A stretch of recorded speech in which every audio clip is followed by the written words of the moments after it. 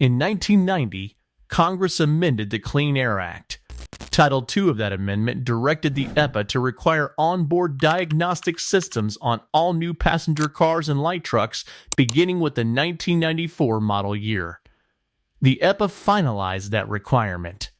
Beginning with the 1996 model year, OBD2 implementation was required on all new gasoline and alternate fuel passenger cars and trucks sold in the United States. Since 2005, OBD2 systems became mandatory for heavy-duty vehicles and engines up to 14,000 pounds GVWR.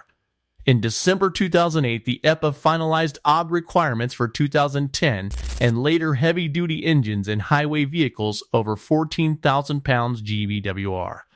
That is the timeline documented by Transport Policy. One mandate, extended in 3 waves. Until every engine on American roads above a certain size was governed by an onboard computer reporting to a standardized diagnostic port. The 1996 cutoff is the wall.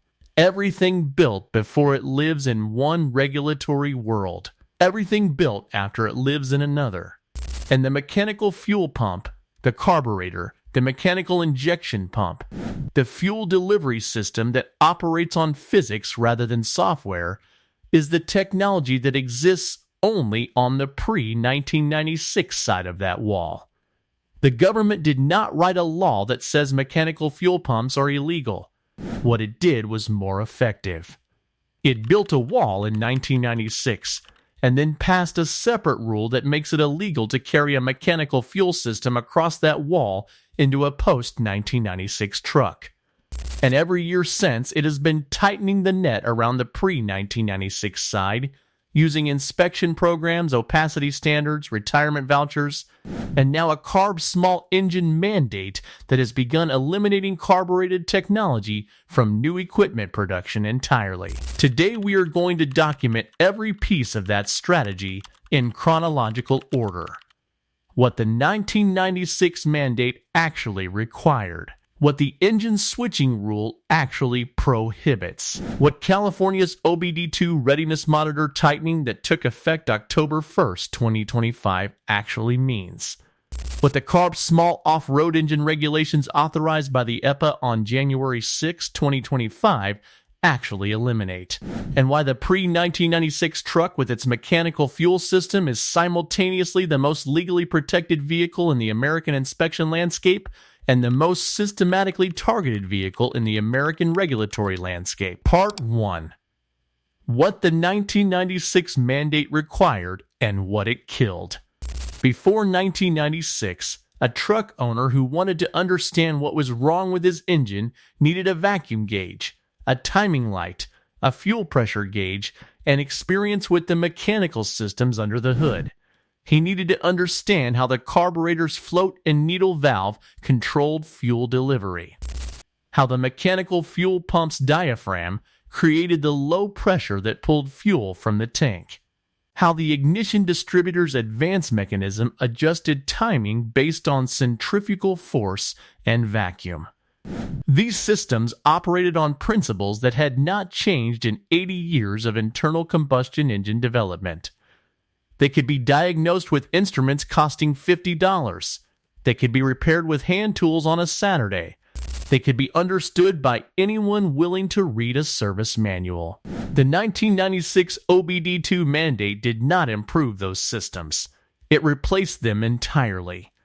From the 1996 model year forward, fuel delivery was controlled by an electronic fuel injection system governed by an engine control module that measured oxygen content, engine load, coolant temperature, and throttle position through a network of sensors reporting in real time. The mechanical fuel pump did not disappear because it was unreliable. It disappeared because the 1996 emissions mandate required a level of real-time fuel control that a mechanical diaphragm pump cannot deliver.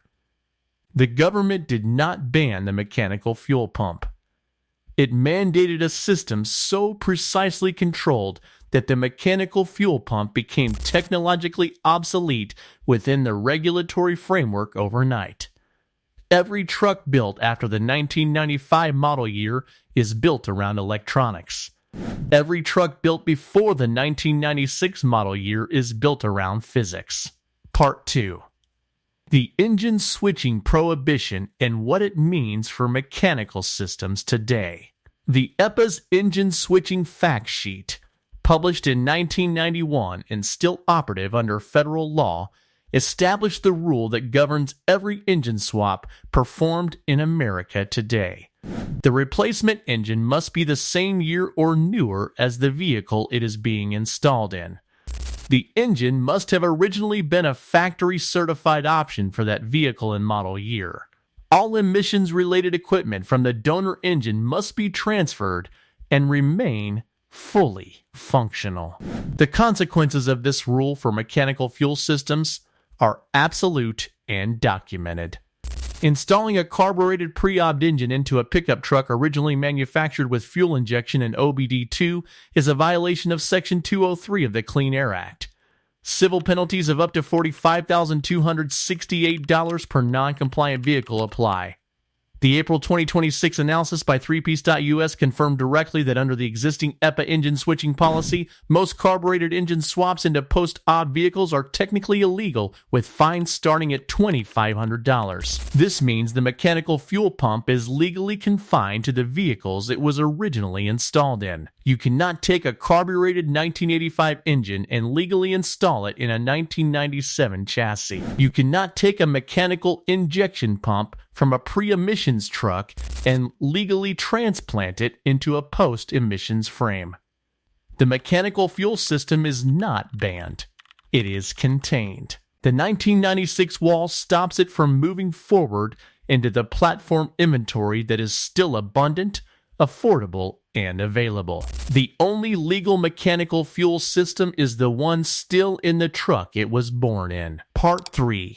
California's October 2025 OBD2 tightening and the inspection fork it creates. On October 1st, 2025, California's Bureau of Automotive Repair tightened the rules around OBD2 readiness monitors for all light-duty vehicles from the 1996 model year forward. According to smogcheck.com's December 2025 analysis of the regulatory changes, the Bureau closed loopholes that previously allowed marginally performing OBD2 systems to pass inspection despite having incomplete monitor readiness flags.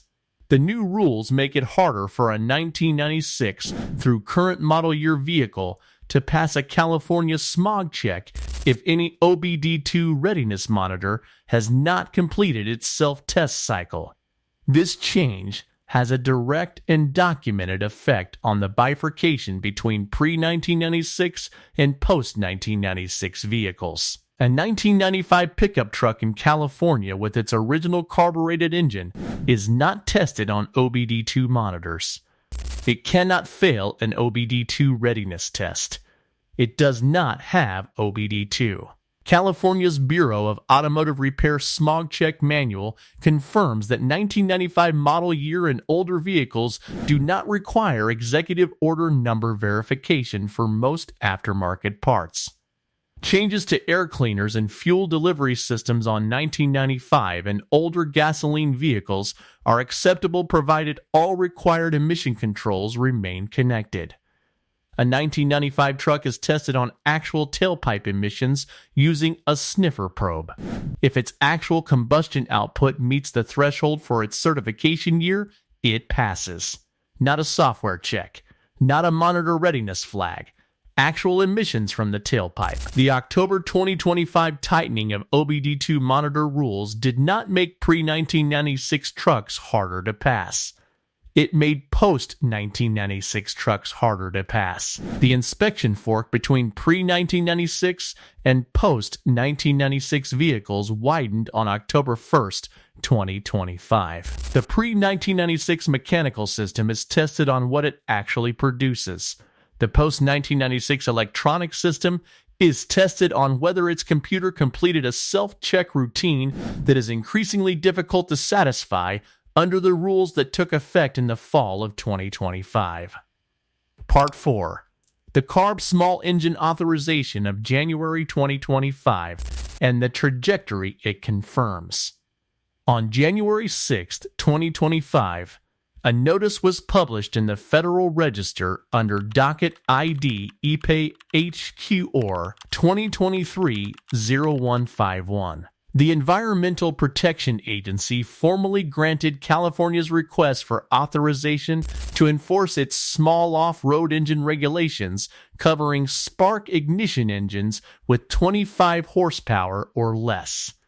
Under those regulations, manufacturers, sellers, retailers, and distributors are prohibited from producing, distributing, and selling new small off-road engines that do not meet zero-emission or near-zero-emission standards. The carbureted gasoline engine found in lawnmowers, generators, pressure washers, and portable equipment is now subject to a certification regime in California that progressively eliminates carbureted technology from new product sales in California and the 12 Section 177 states beginning with the 2026 model year. This authorization did not target the mechanical fuel pump in your pre-1996 pickup truck directly.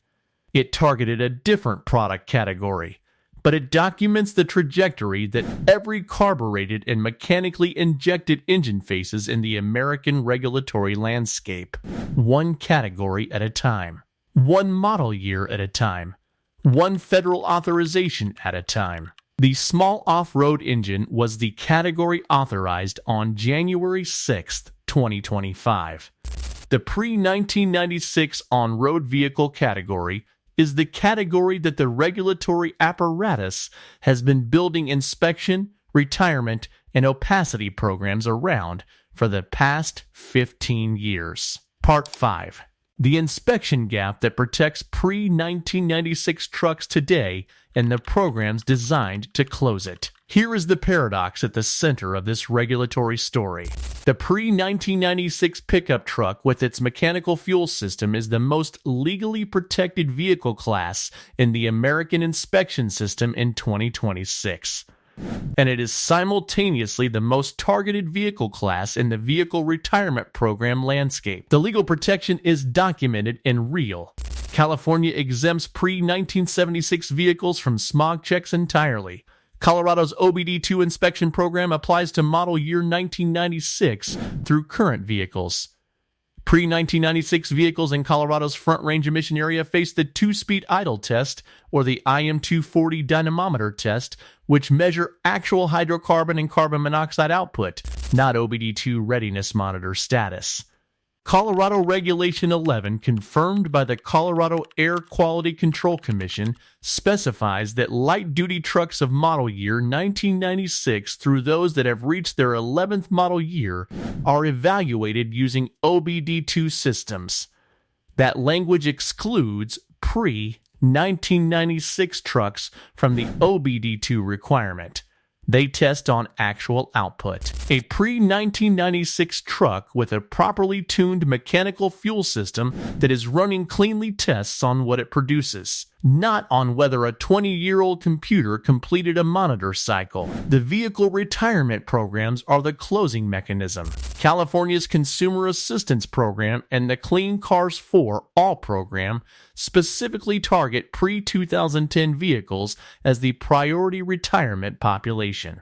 California Air Resources Board documentation confirms that non-attainment area residents can receive up to $9,500 to retire a high-polluting vehicle under Clean Cars 4 All. The high-polluting classification is based on the vehicle's model year and emission certification standard, not on its measured output. A pre-1996 truck running a healthy carbureted engine may produce fewer measured hydrocarbons than a poorly maintained post-2000 EFI truck.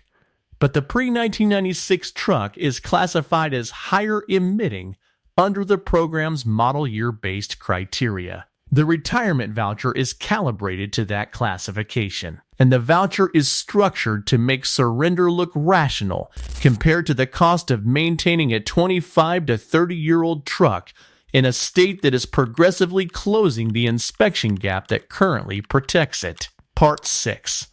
what smart owners of pre-1996 mechanical fuel system trucks are doing in 2026.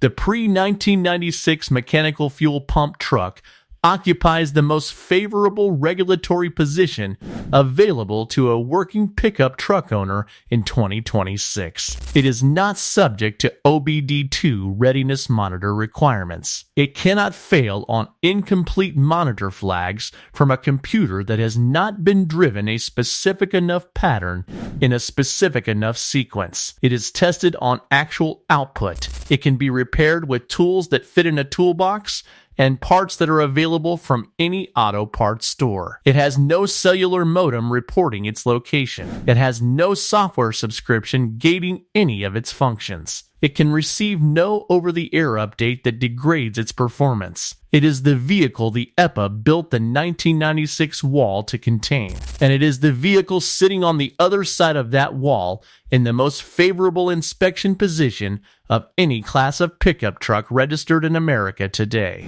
Smart owners are protecting that position in 3 ways. They are keeping their trucks in states that test pre-1996 vehicles on actual tailpipe output rather than on OBD2 readiness monitor status. Every state that uses OBD2 testing for pre-1996 vehicles is misapplying the inspection standard to a class of vehicle that has no OBD2 system. Know your state's specific pre-1996 test protocol before your registration renewal arrives. They are maintaining their mechanical fuel systems to pass the sniffer test they will actually be given. A properly jetted carburetor running the correct air-fuel ratio at idle and producing clean combustion is not a difficult test to pass when you are being tested on actual output rather than on software readiness. And they are rejecting retirement vouchers with an understanding of the actual market value of what they are being asked to surrender. A pre-1996 Ford F-150 with a working mechanical fuel system, a clean frame, and under 200,000 miles is not a $9,500 asset. It is a $15,000 to $25,000 asset in the 2026 market, where clean pre-1996 mechanical trucks are appreciating faster than nearly any other vehicle class. The voucher is not compensation. It is a fraction of the replacement cost of the last vehicle class exempt from the system that is consuming everything built after 1996. The government built the 1996 wall in 1990 when it directed the EPA to mandate OBD2. It built the engine switching rule in 1991 that prevents the mechanical system from crossing that wall. It authorized the elimination of carbureted small engines in new production on January 6, 2025. It tightened the OBD2 readiness monitor requirements for post-1996 vehicles on October 1, 2025. And it is running retirement programs calibrated by model year rather than by measured output that pay owners fractions of market value to surrender the trucks that the wall was built to contain. Every regulatory action taken since 1990 points in one direction. The mechanical fuel pump does not need to be banned by name. It just needs to be surrounded until there is nowhere left for it to run. Have you been offered a retirement voucher for a pre-1996 mechanical truck? What state are you in, and what did they offer you? Sound off in the comments below, because the gap between the voucher amount and the actual market value of these trucks in 2026 is the most important number in the entire retirement program calculation. If you refuse to let a model year-based voucher determine the value of the last generation of truly mechanical pickup trucks, hit the subscribe button and join the resistance. Keep the old iron running, keep turning your own wrenches, and we will see you in the next one.